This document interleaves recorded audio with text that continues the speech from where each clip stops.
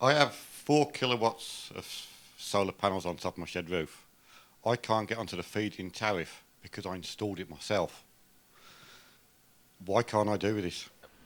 The rules say that if you want to benefit from the feed-in tariffs on a new installation, so the older ones have slightly different rules. The new ones has to be installed by an MCS accredited installer, which is rather like Gas Safe or the old Corgi for microgeneration.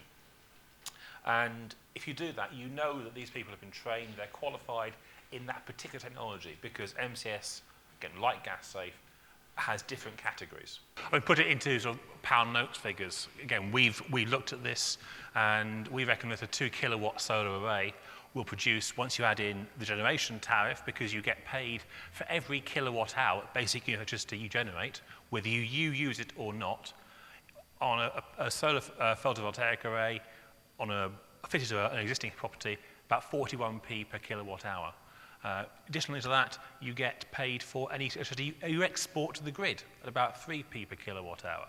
Plus there's a saving of power you aren't using because you're producing it yourself, using it locally quite efficiently.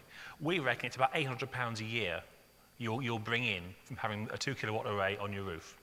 I would say about everything, it's always about location.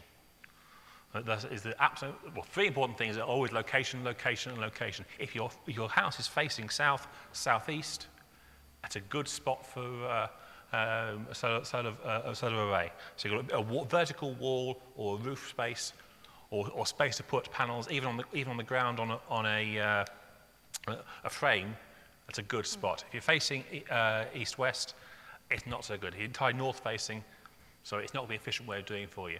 But always location, horses for courses, and I will say this to everybody, insulation is the key. Now you've got to do that as the first priority, because that will save you money and will save carbon emissions straight off the bat.